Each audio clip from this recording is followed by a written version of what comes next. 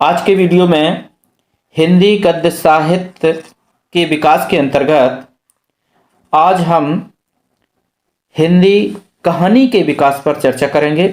इससे पहले वाले वीडियो में हम गद्य की विधा उपन्यास पर चर्चा कर चुके हैं। इससे पहले वाला वीडियो उपन्यास से 100 प्रश्नों का अध्ययन कर चुके हैं। आज गद्य की दूसरी विधा जो कि कहानी है और इस कहानी से 100 महत्वपूर्ण प्रश्नों का आज अध्ययन करने वाले हैं इस वीडियो में। तो अगर चैनल पर नए हैं तो चैनल को सब्सक्राइब कर लीजिए।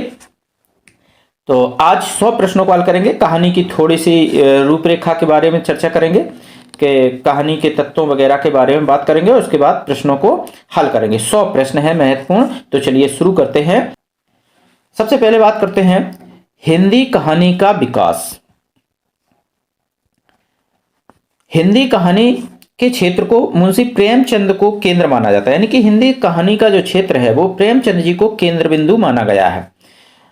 देखते हैं कि जो हिंदी कहानी है उसको 4 चरणों में बांटा गया है।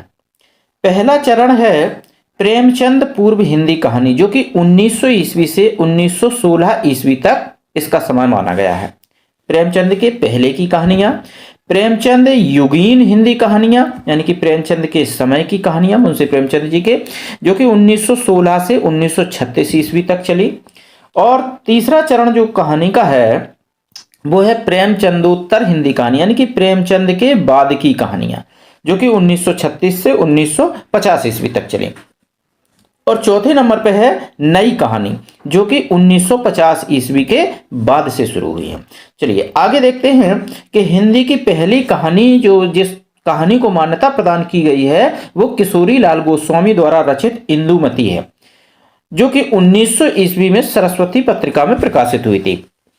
कुछ विद्वान कहानी, जो कि एक कहानी है रानी केतकी की कहानी, रानी केतकी की कहानी जो कि ईसा अल्लाह खान द्वारा रचित है, वो कहानी प्रथम कहानी मानते हैं। लेकिन कुछ विद्वान, एक दूसरे विद्वानों का जो धड़ा है वो ये समझता है कि इस कहानी में कहानी के तत्व नहीं है। रानी केतकी की कहानी में जो ईसा अल्लाह खान द्वारा लिखित है उसमें कहानी के तत्व शामिल नहीं है, इसीलिए यहाँ पर इंदुमती को प्रथम कहानी माना गया है। अब कुछ कहानी आंदोलन और उनके प्रवर्तकों के नाम जान लेते हैं। कुछ कहानी आंदोलन भी हुए हैं, जैसे कि कुछ नाम हमने यहाँ पे लिखे हैं, वैसे और कहानी आंदोलन हुए हैं। जैसे कि नई कहानी 1950 ईस्वी है, मोहन राकेश, राजेंद्र यादव, कमलेश्वर, कुछ मुख्य नाम लिखे हैं, बाकी और भी लोग थे और भी कहानीकार थे इस आंदोलन में। दूसरा आंदोलन था सचेतन कहानी, जो कि 1964 में शुरू हुई थी और महीप सिंह ने इसका शुरुआत किया था। और तीसरा है समकालीन कहानी, डॉक्टर गंगा प्रसाद बिमल ने इसको शुरुआत की थी इस आंदोलन की।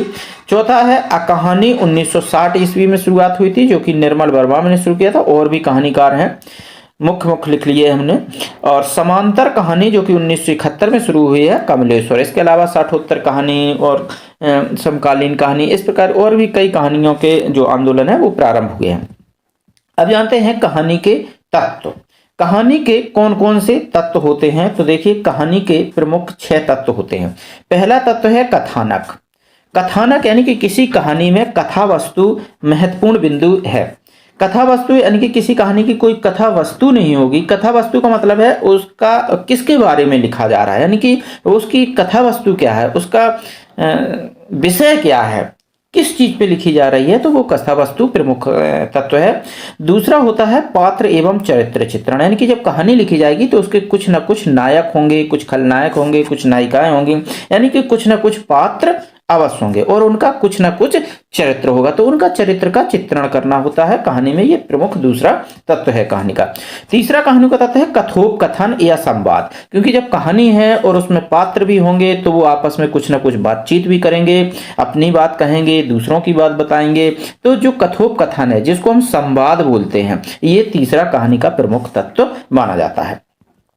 उसके बाद चौथा जो तत्व है कहानी का प्रमुख तत्व है वो है वातावरण, यानी कि कहानी जब लिखी जाती है तो पृष्ठभूमि क्या है, वहाँ का वातावरण क्या है, किस क्षेत्र की कहानी है, तो ये सब वातावरण का के अंतर्गत आता है और कहानी का ये चौथा तत्व है। पांचवा तत्व है उस कहानी की भाषा शैली क्या है, ये महत्वपूर्ण बिंदु है। भाषा शैली कौन सी है, विवरणात्मक शैली है या कथानक शैली है, संवादात्मक शैली है, ऐतिहासिक शैली, कौन सी मतलब उस पर लिखा जा रहा है। और इसके बाद है उद्देश्य, कहानी का उद्देश्य क्या है। वैसे तो कहानी का उद्देश्य एक ही माना जाता है, मनोरंजन, लेकिन सिर्फ मनोरंजन ही कहानी है। कहानी के कई उद्देश्य भी होते हैं। कुछ होते हैं इतिहास को जानना है, ऐतिहासिक कहानियां होती हैं। कुछ होती है किसी के चरित्र के ऊपर कहानी लिखना है। कुछ होता है कि वहाँ की रहन सहन है या किसी के चरित्र के ऊपर कहानी लिखना। तो अलग अलग उद्देश्य होते हैं कहानी को लिखने के।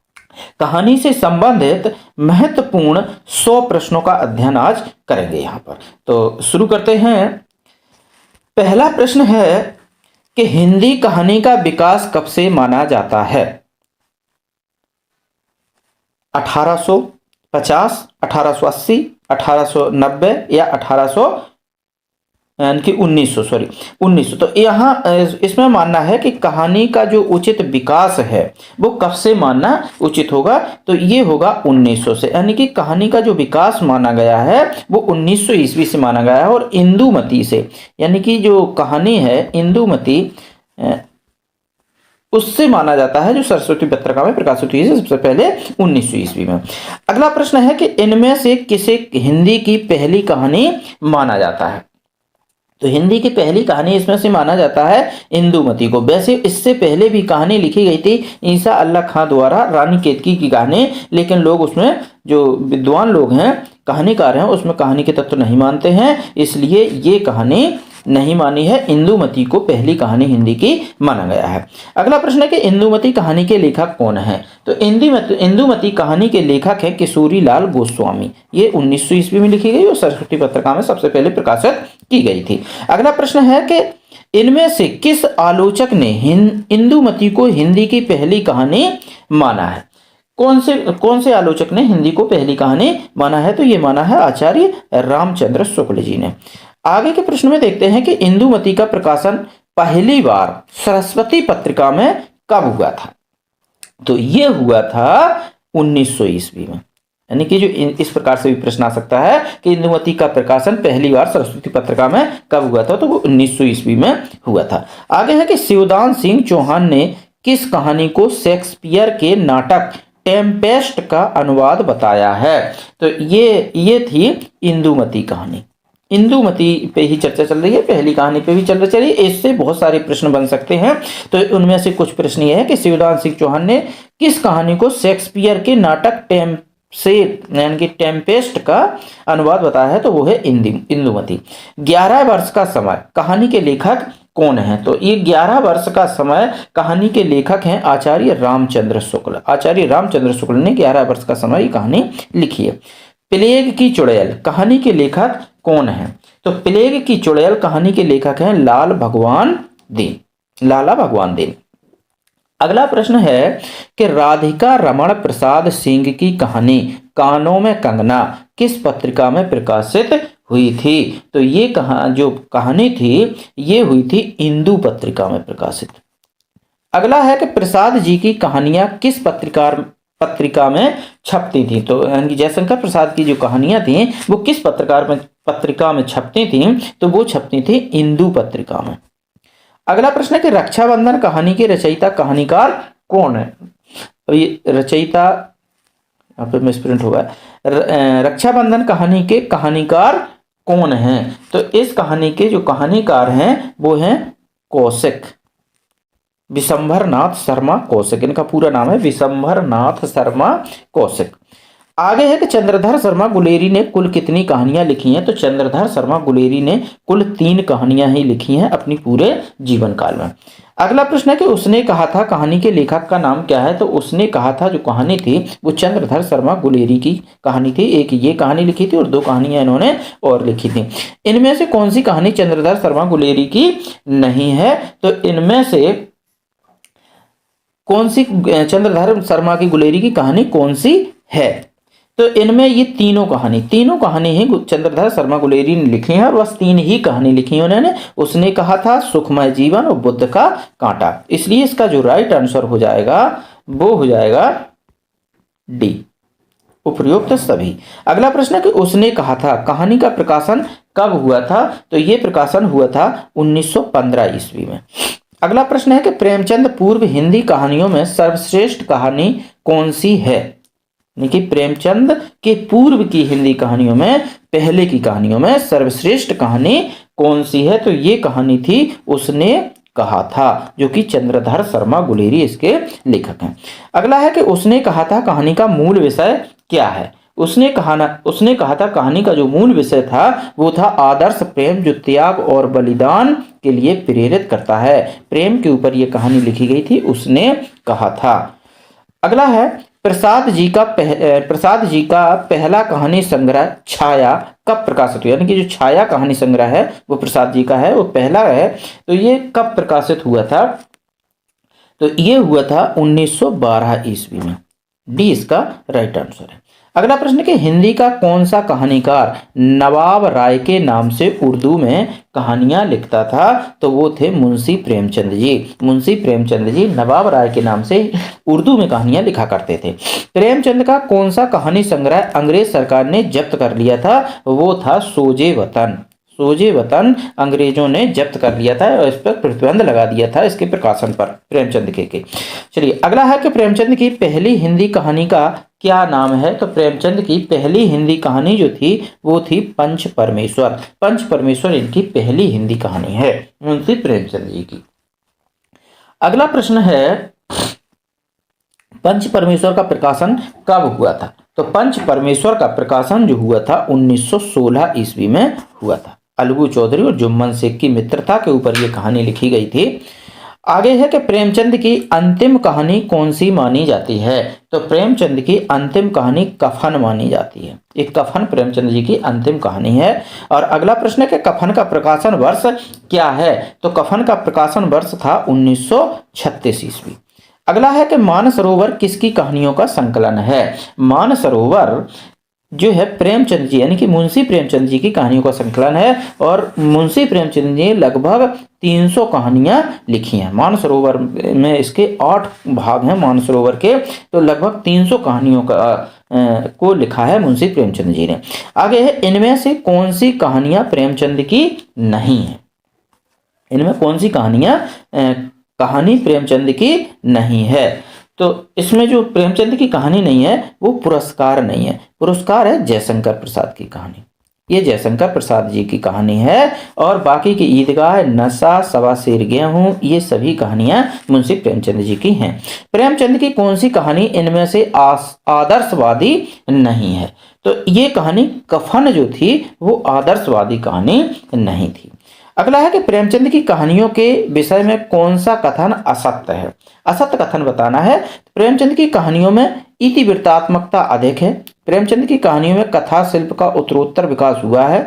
सन 1930 के बाद की कहानियों की कथानक संक्षिप्त एवं संश्लिष्ट हैं। उनकी सभी कहानियां आदर्शवादी हैं। तो इसमें जो गलत कथन है वो ये है, उनकी सभी कहानियां आदर्शवादी हैं, ऐसा नहीं था। कफन कहानी उनकी आदर्शवादी नहीं थी।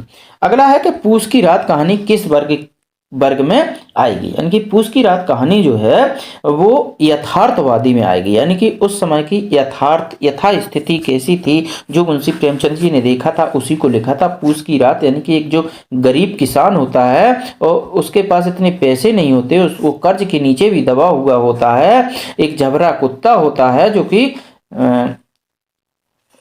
पूस की कड़कड़ाती ठंड में झबरा कुत्ता के साथ वो गेहूं का खेत रखवाली करता है। लेकिन ठंड इतनी ज़्यादा होती है कि रात में सारा खेत जानवर चढ़ जाते हैं और वो ठंड में नहीं हाँकता नहीं है। तो ये कहानी है पूस की रात, तो मुंशी प्रेमचंद की, जो कि यथार्थवादी वर्ग में आएगी। अगला है कि विशंभर नाथ शर्मा कौशिक ने कुल कितनी कहानियां लिखी हैं?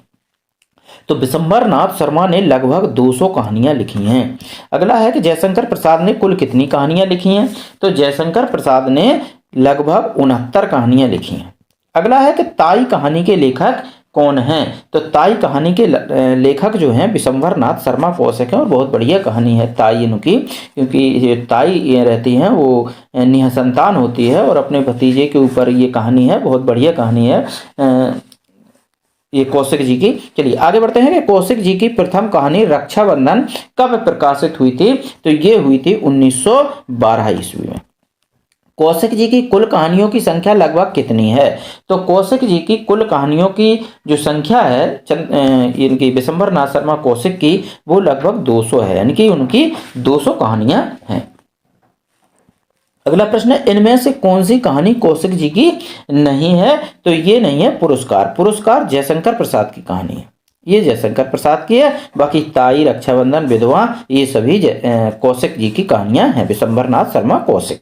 आगे है कि कौशिक जी की कहानियों के संबंध में कौन सा कथन असत्य है? असत्य कथन बताना है कि कौन सी उनकी कहानियों के संबंध में कथन असत्य है, यानी कि गलत कथन है। तो ये देखिए, चित्रशाला उनके कहानी संकलन का नाम है, ये तो बिल्कुल सही है, ये गलत कथन नहीं है।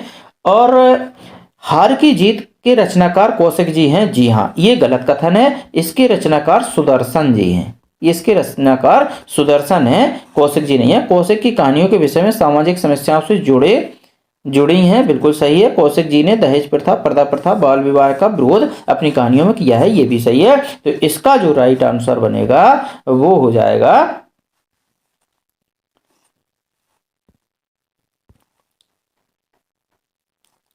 बी, हार की जीत सुदर्शन की कहानी है। आगे है, इनमें से कौन सा कहानी संकलन सुदर्शन की कहानियों का नहीं है?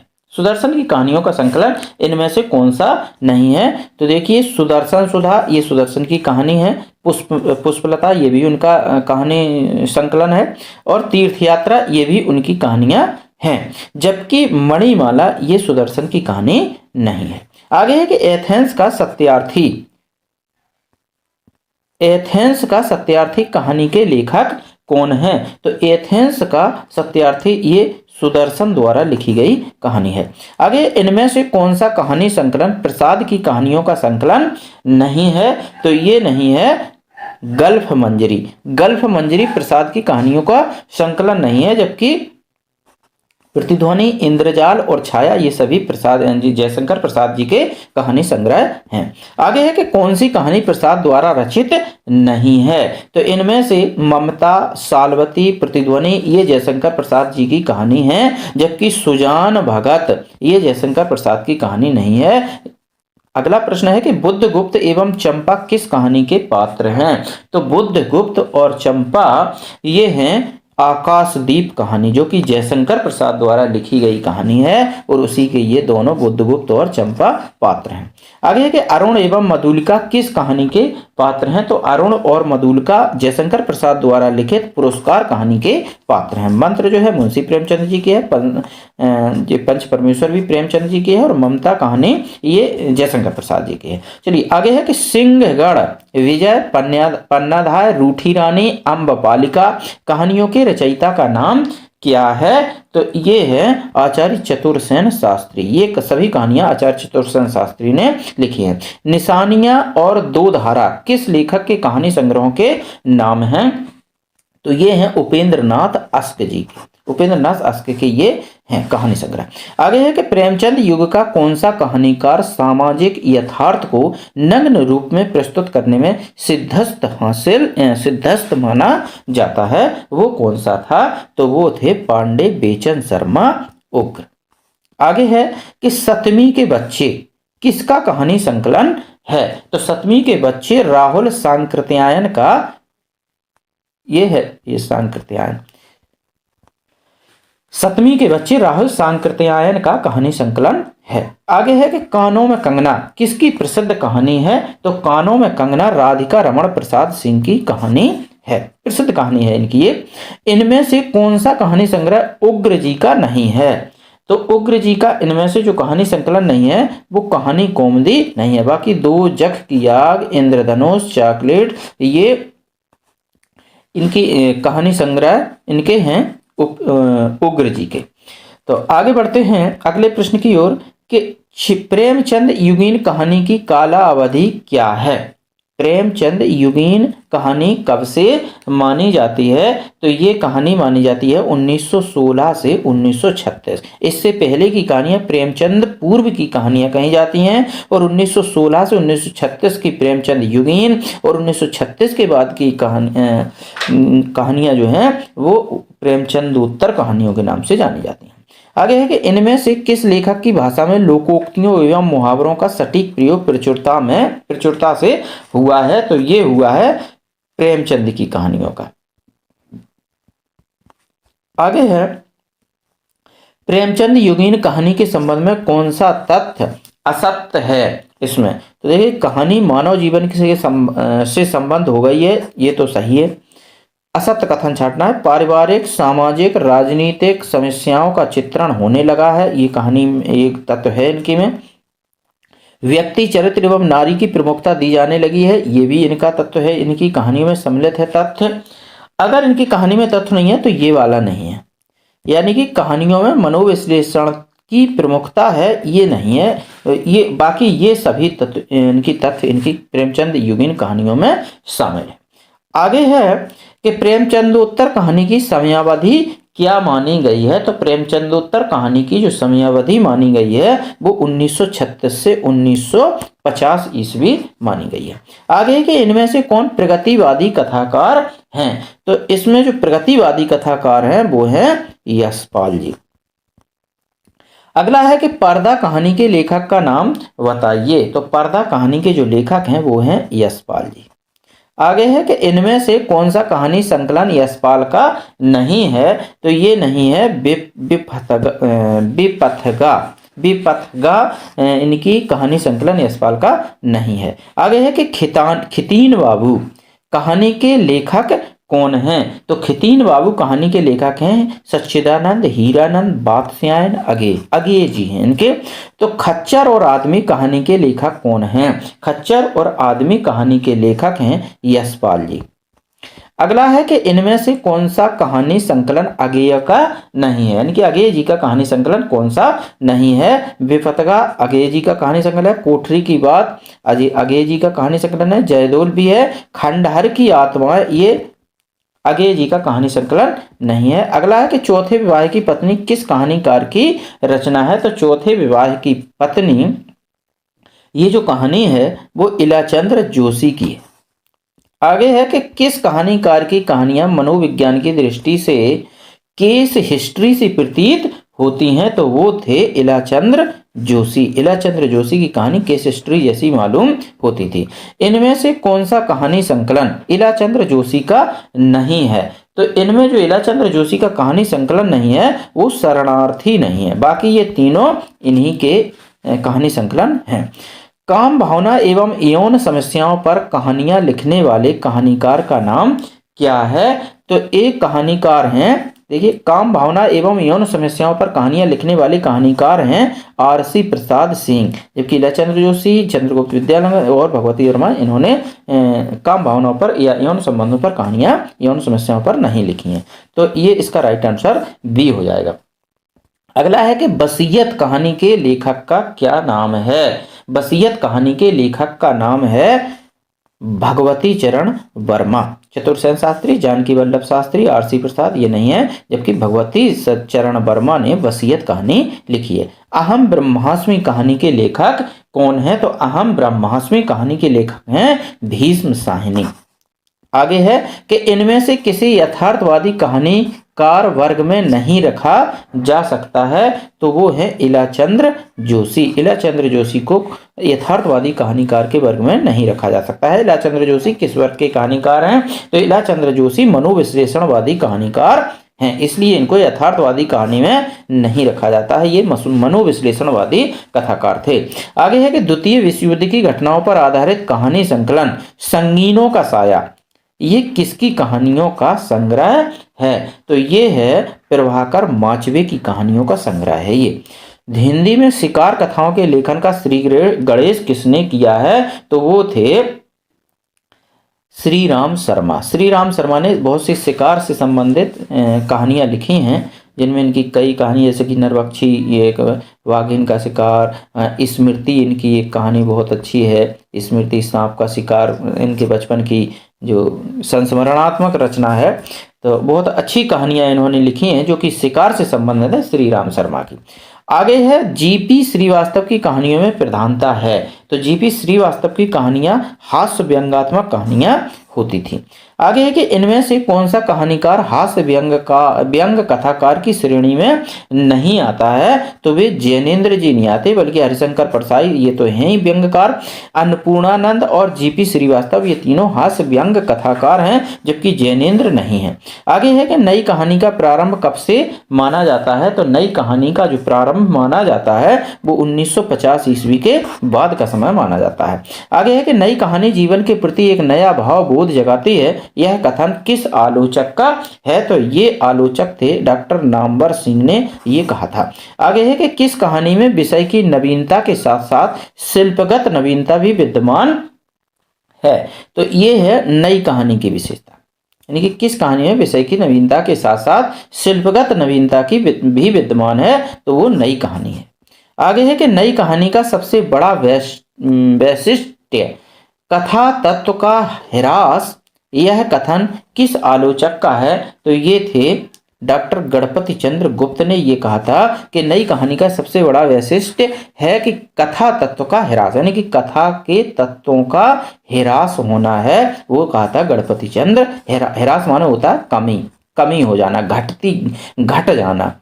आगे है कि नई कहानी से हमारा तात्पर्य उन कहानियों से है जो जीवन के लिए उपयोगी हैं और उनके लिए किसी न किसी नए पहलू पर आधारित हैं। यह कथन किस आलोचक का है। तो ये था मार्कंडेय जो थे उनका ये कथन है। आगे है कि कहानी पत्रिका का प्रकाशन कब प्रारंभ हुआ था। तो इसका प्रकाशन हुआ था 1955 ईस्वी में कहानी पत्रिका का। आगे है कि इनमें से कौन सा कहानी संकलन मार्कंडेय का नहीं है। तो ये मुर्दासराय मार्कंडेय का कहानी संकलन नहीं है, बल्कि महुए के पेड़, भूदान, हंसा जाय अकेला, ये मार्कंडेय के कहानी संकलन हैं। आगे है कि शिव प्रसाद सिंह का कहानी संकलन इनमें से कौन सा है। तो कौन सा कहानी संकलन इनका है शिव प्रसाद सिंह का। तो ये कहानी संकलन था मुर्दासराय, ये शिव प्रसाद सिंह का कहानी संकलन है। आगे है कि जानवी कहानी के लेखक का नाम क्या है। तो जानवी कहानी के लेखक का नाम है जैनेन्द्र जी हैं। आगे है कि तीसरी कसम एवं लाल पान की बेगम नामक कहानियों के लेखक का नाम क्या है। तो ये थे फणीश्वर नाथ रेणु। ये आंचलिक उपन्यास भी कहे जाते हैं और कहानियां भी इन्होंने बहुत अच्छी अच्छी कहानियां लिखी हैं फणीश्वर नाथ रेणु जी ने, जबकि इनकी तीसरी कसम और लाल पान की बेगम बहुत प्रसिद्ध कहानियां हैं। आगे है कि होगी जय हे पुरुषोत्तम नवीन नामक कहानी की लेखिका कौन है। ये पूरी कहानी है इतनी बड़ी, होगी जय हे पुरुषोत्तम नवीन, ये कहानी की लेखिका कौन है। तो ये लेखिका है सूर्यवाला। आगे है कि इनमें से कौन नई आंदोलन से नहीं जुड़ा रहा। इनमें से कौन नई आंदोलन से नहीं जुड़ा रहा है। तो वे हैं जैनेन्द्र जी। आगे है कि राजा निर्वंशिया और तलाश कहानी का लेखक कौन है। तो ये लेखक थे कमलेश्वर जी। आगे है यही सच है कहानी की लेखिका कौन है। तो ये है मन्नू भंडारी। मन्नू भंडारी की कहानी है यही सच है। इनमें से कौन सा कहानी संकलन मन्नू भंडारी का नहीं है। तो वो है डार से टूटी। ये डार से टूटी मन्नू भंडारी का संकलन नहीं है, जबकि यही सच है, त्रिशंकु और मैं हार गई ये मन्नू भंडारी के कहानी संकलन है। भलवे का आदमी कहानी के लेखक का नाम क्या है। तो ये है मोहन राकेश। मोहन राकेश ने लिखा है भलवे का आदमी। इनमें से मोहन राकेश का कहानी संकलन कौन सा है। तो मोहन राकेश का कहानी संकलन इनमें से ये सभी है। जानवर और जानवर, फौलाद का आकाश, क्वार्टर, ये सभी मोहन राकेश के कहानी संकलन है। कमलेश्वर का कहानी संग्रह कौन सा नहीं है। तो कमलेश्वर का कहानी संग्रह नए बादल नहीं है, बाकी ये तीनों हैं। आगे है कि सचेतन कहानी के प्रवर्तक इनमें से कौन है। तो सचेतन कहानी के जो प्रवर्तक हैं वो महीप सिंह हैं। अगला है कि महीप सिंह कौन सी पत्रिका का संपादन करते थे? तो ये करते थे आधार पत्रिका का संपादन। आगे है कि समांतर कहानी के प्रवर्तक कौन है? तो समांतर कहानी के जो प्रवर्तक हैं वो हैं कमलेश्वर। अगला प्रश्न है कि कमलेश्वर किस कहानी पत्रिका के संपादक थे? तो ये थे सारिका पत्रिका चलती थी, उसके संपादक थे कमलेश्वर।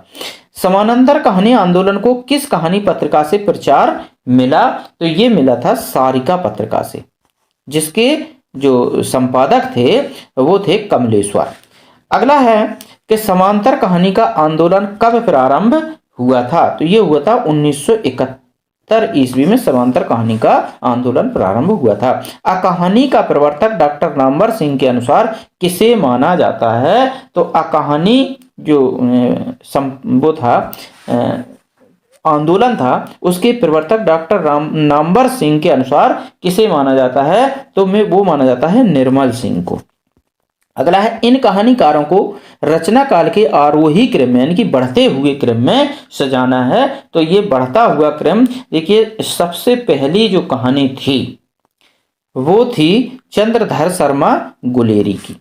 उसने कहा था इन कहानीकारों को रचना काल के आरोही क्रम में व्यवस्थित कीजिए। इन कहानीकारों मतलब यही कहानीकार, जरूरी नहीं कि चंद्रधर शर्मा ही पहले थे ना, इनसे पहले भी हुए, लेकिन इन कहानीकारों में तो चंद्रधर शर्मा गुलेरी पहले थे, प्रेमचंद बाद में, उसके बाद निर्मल वर्मा और अंत में गिरिराज किशोर। ये सही क्रम है, 20 का राइट आंसर है। अगला है कि निम्नलिखित सूची को सुमेलित कर सही कोड का चयन कीजिए। कहानी का नाम और कहानीकार, ये थोड़ा यहाँ पे मिस्टेक हो गई है, ये यहाँ पे कहानी का नाम है, ये कहानीकार है, ये कहानीकार है। जैसे कि पुरस्कार कहानी यशपाल के सीध में लिखा है, शतरंज के खिलाड़ी जयशंकर प्रसाद, उसने कहा था प्रेमचंद, पर्दा चंद्रधर शर्मा गुलेरी। तो इनमें हमें सही कूट का चयन करना है कि कौन सी कहानी किसकी है। तो देखिए पुरस्कार कहानी जो है वो जयशंकर प्रसाद की कहानी है, शतरंज के खिलाड़ी प्रेमचंद की कहानी है, उसने कहा था चंद्रधर शर्मा गुलेरी की कहानी है, और पर्दा यशपाल की कहानी है। अब समझ लिए ए का है दूसरा, ए का दूसरा मतलब ये, और बी का तीसरा मतलब ये, सी का चौथा मतलब ये सी का चौथा है, और डी का पहला, ये पहला है। तो इसका जो राइट आंसर हो जाएगा वो सी हो जाएगा। इसी में ये कूट सही मिल रहे हैं, बाकी सब में नहीं मिल रहे हैं, तो सी इसका राइट आंसर हो जाएगा। अगला है कि इन कहानियों को रचना काल के आरोही क्रम में व्यवस्थित कीजिए। वो लेखकों को आरोही क्रम में करना था, इनको हमें रचना काल के क्रम में करना है कि सबसे पहले कौन सी कहानी है। तो इसमें देखिए सबसे पहले जो कहानी है वो है कफन, फिर जाह्नवी, फिर टूटना, फिर हंसा जाई अकेला। ये इसका राइट आंसर हो जाएगा कहानियों के बढ़ता क्रम, यानी कि आरोही क्रम में पहले कफन आई, उसके बाद जाह्नवी, फिर टूटना, फिर हंसा जाई अकेला, ये कहानी आई। चलिए अगला प्रश्न है कि कौन सी कहानी जयशंकर प्रसाद की नहीं है। तो इसमें देखिए पुरस्कार जयशंकर प्रसाद की है, ममता जयशंकर प्रसाद की है, देवरथ जयशंकर प्रसाद की है, मंत्र कहानी इनकी नहीं है, मंत्र कहानी है प्रेमचंद जी की, मुंशी प्रेमचंद की मंत्र कहानी है, सांप के काटने से संबंधित है, सांप के मंत्र की कहानी है ये। आगे है कि लहना सिंह किस कहानी का पात्र है। तो लहना सिंह किस कहानी का पात्र है। तो लहना सिंह जो था वो उसने कहा था कहानी का पात्र था, और ये कहानी थी चंद्रधर शर्मा गुलेरी की, जो कि एक प्रसिद्ध प्रेम कहानी थी।